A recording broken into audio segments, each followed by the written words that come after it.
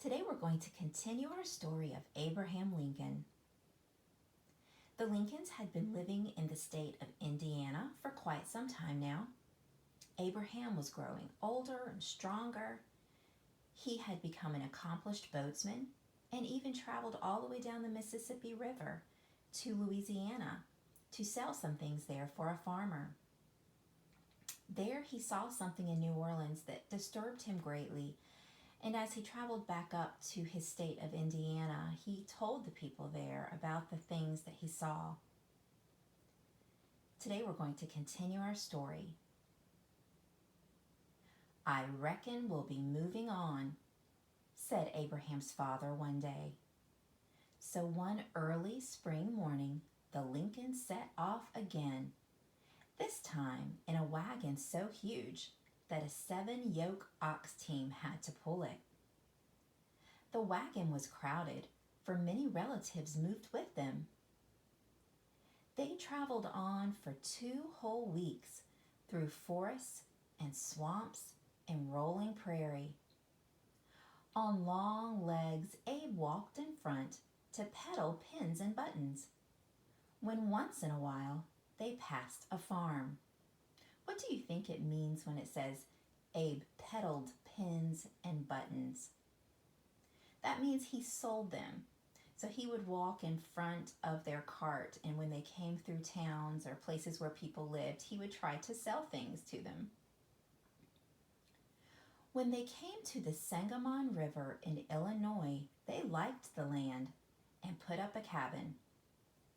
Abe split mountains of rails for fences. 1,000 rails he split for a neighbor to get himself a pair of jeans. That was much work for a pair of pants. But then his legs were long too, so it took many yards of cloth to cover them. And when spring came, he said goodbye to his father and his stepmother, put his belongings in a bundle, threw it over his shoulder, and set out into the world. For now he had reached 21 years and was free to do as he pleased. I wonder where he will go and what he will do.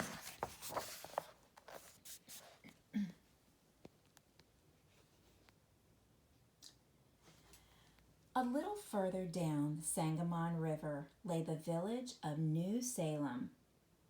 It had only a few dozen houses, but even Chicago did not have more at that time. There were several stores in New Salem, and a man named Offutt was planning to open a new one.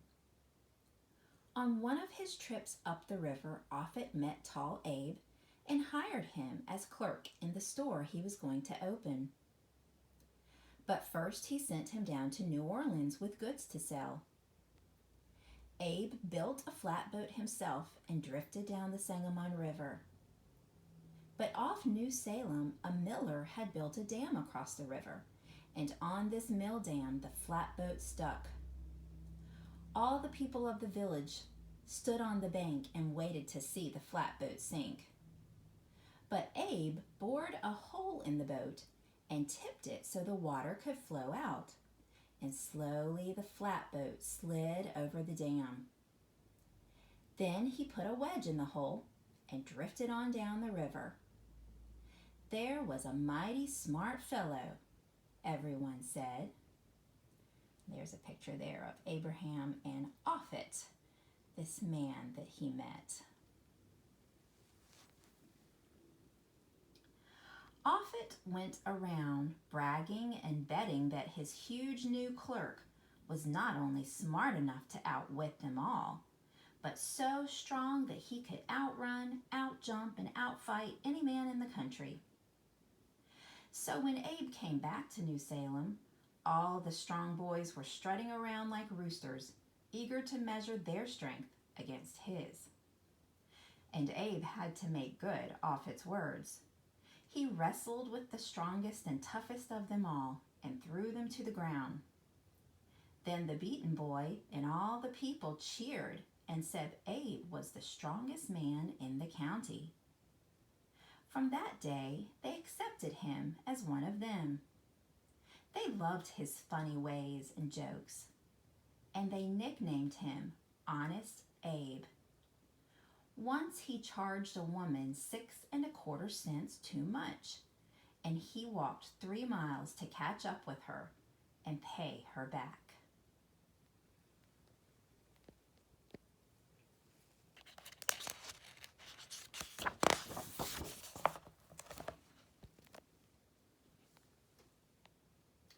But Abe's honesty wasn't enough to keep Offutt's store going. The debts grew bigger and bigger, and one morning Offutt was gone. There stood Abe without a job. But just then the men of New Salem were called to war, for an Indian chief, Black Hawk, had come back to Illinois with his warriors. His tribe had sold the land to the settlers, but Black Hawk said, "Manitou, the Great Spirit, gave us the land. It couldn't be sold." "Sold is sold," said the people of Illinois, and they prepared for war. Abe Lincoln went to war as a captain. For the man from each village who had the longest row of men lined up behind him was elected captain, and twice as many men lined up behind Abe as behind his rival. But his soldiers had never taken orders before, and Captain Abe worked hard to keep discipline in the camp. Struggling with unruly soldiers and battling hungry mosquitoes was all the fighting he had. For almost as soon as it began, the war was over. One day, a peaceful old Indian with a safe conduct pass came walking into camp, and the soldiers rushed to kill him. But Abe, glaring at his men, said, "Anyone who touches him must fight me first." When some of the men called Lincoln a coward, he responded, "Then choose your weapons." And the men skulked away in the face of Abe's courage. Abe was willing to stand up for the life of the Indian.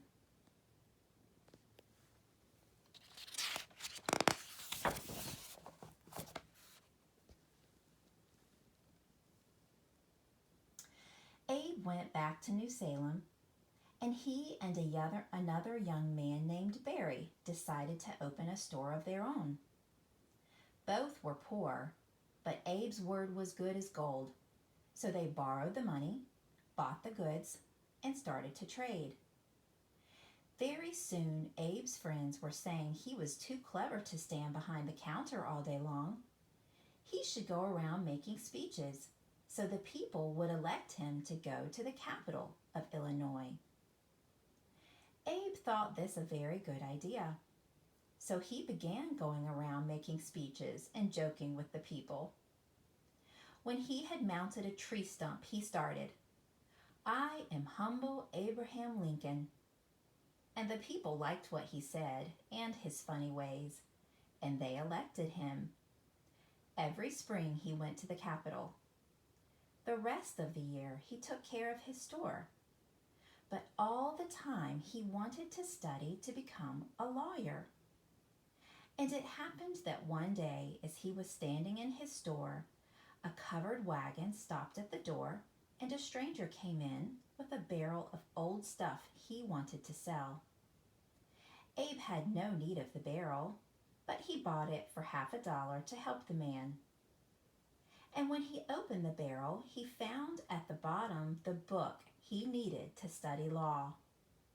From then on, Abe lay most of the time on the counter and studied the book, and the schoolmaster helped him with grammar and English.